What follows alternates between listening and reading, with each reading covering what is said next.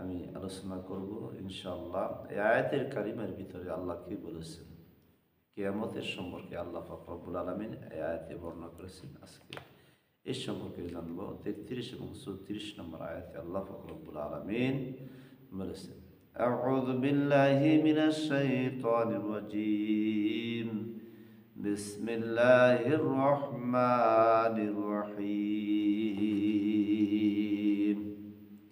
أعوذ بالله من الشيطان الرجيم، بسم الله الرحمن الرحيم.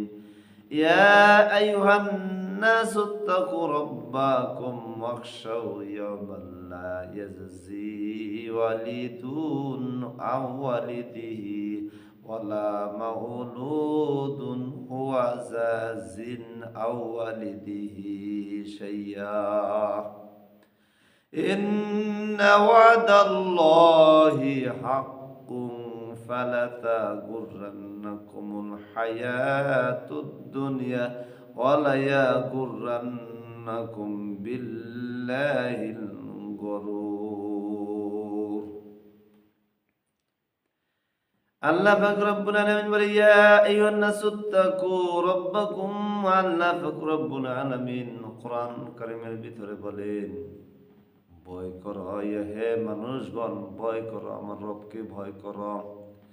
আল্লাহ পাক রব্বুল আলামিন কোরআনের ভিতরে যত জায়গায় নামাজের কথা বলছেন, রোজার কথা বলছেন, হজের কথা বলছেন, সবচাইতে বেশি আল্লাহ বলেছেন আমাকে ভয় করো। ইত্তাকুল্লাহ ওয়াত্তাকুল্লাহ।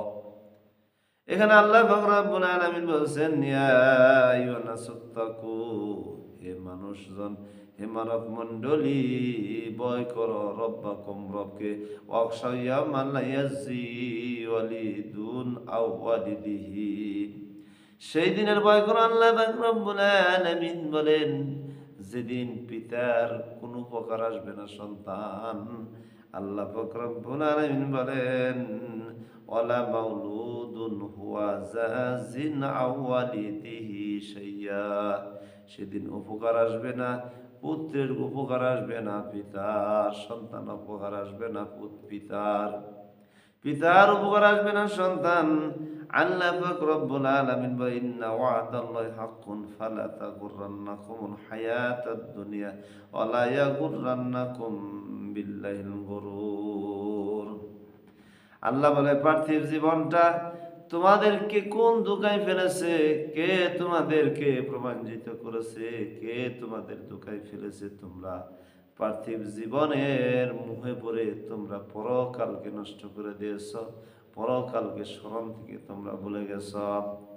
আল্লাহ পাক রব্বুল আলামিন সূরা মুনাফিকের ভিতরে বলেন, ওয়ালা ইয়াখিরুল্লাহু নাফসান ইযা যাআ আজালুহা আল্লাহু খাবীরুম বিমা তা'মালুন। আল্লাহ পাক রব্বুল আলামিন বান্দারা কবরে যাওয়ার পরে বলবে, আল্লাহ গো, ওই শাস্তি ভয় তো আমাদেরকে কষ্ট দিতেছে, আমাদেরকে যন্ত্রণা হইতেছে, আমরা ভালো কাজ দুনিয়ার জমিনে করি নাই। ও মালিক, একটা বার হইলে ওই যন্ত্রণা, অসহ্য যন্ত্রণা থেকে, ওই অসহ্য তাপ দাও থেকে, জাহান্নামের আগুন থেকে আল্লাহ বের করে দুনিয়ার জমিনে একটা বার আমাদেরকে পাঠাও, আমরা দুনিয়ার জমিনে গিয়ে ভালো কাজ করে আবার তোমার কাছে ফিরে আসবো। আল্লাহ আয়াতে কারিমে বলেন, বান্দারে, তোমার একটা নির্দিষ্ট সময় দিয়েছি আমি আল্লাহ পাক রব্বুল আলামিন, তোমাকে নির্দিষ্ট একটা হায়াত দিয়েছি। এই হায়াতের জিন্দিগির পরে তোমাকে আর কোনো সময় দেওয়া হবে না।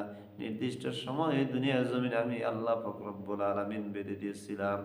আজকে তুমি আফসোস করতেছো, দুনিয়ার জমিনে ভালো কাজ না করার কারণে কবর জগতে এসে তুমি শাস্তির সম্মুখীন হইতেছে। এই জন্য সাবধান।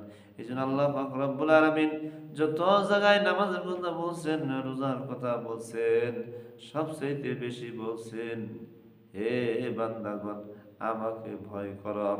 আল্লাহ পাক রব্বুল আলামিন সূরা রহমানের ভিতরে বলেন, ওয়ালিমান খাফা মাকামা রাব্বিহি জান্নাতান, যে ব্যক্তি আমাকে ভয় করবে দিল দ্বারা, অন্তর দ্বারা, মন দ্বারা। আল্লাহ পাক রব্বুল আলামিন আয়াতে কারিমায় বলেন, ওয়ালিমান খাফা মাকামা রাব্বিহি জান্নাতান, তার জন্য একটা নয় দুইটা জান্নাত আমি আল্লাহ বরাদ্দ রেখেছি। শালি সুবহানাল্লাহ। এই জন্য সবচেয়ে দিলের ভিতর ভয় হলো একটা ইবাদত। হাদিস রাসূলুল্লাহ সাল্লাল্লাহু আলাইহি সাল্লাম বলেছেন যে ওই পুরুষ যে মহিলা তাকে জিনার দিকে আকৃষ্ট করে আর ওই পুরুষ বলে আমি আল্লাহকে ভয় করে ছেড়ে দেয়, হাদিস রাসূল সাল্লাল্লাহু আলাইহি সাল্লাম বলেছেন সেদিন ওই পুরুষটা আরশের নিচে ছায়া পাবে। শুনে সুবহানাল্লাহ। এই জন্য ভয় সবচেয়ে দিলের ভিতর ভয়, আল্লাহর ভয় থাকলে কি হয়? আল্লাহর ইবাদত হয়, ইবাদতের ভিতরে মশগুল থাকা যায়।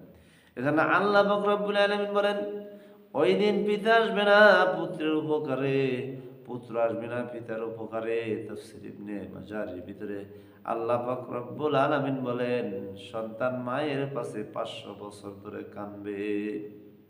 500 বছর ধরে কাঁদবে, মা আমার একটা নেকি দাও, মা এত কষ্ট করে দুনিয়াতে তোমাকে আমি লালন পালন করেছি, তখন মা ডেকেছি, কত মহব্বত করেছো, আজকে একটা নেকি হইলে আমি জান্নাতে যাইতে পারি। মা পায়ের নিচে 500 বছর পরে কাঁদবে। তাফসীর ইবনে মাজারির ভিতরে আছে সেদিন কেউ কাউকে চিনবে না। মা উত্তরে বলবেন দুনিয়ার জমিনে আমার কোনো বিবাহ হয় নাই, কিসের তুমি আমার সন্তান, আমি তোমাকে চিনি না, তুমি কে, কে এসে আমার কাছে আহ্বান করতেছ,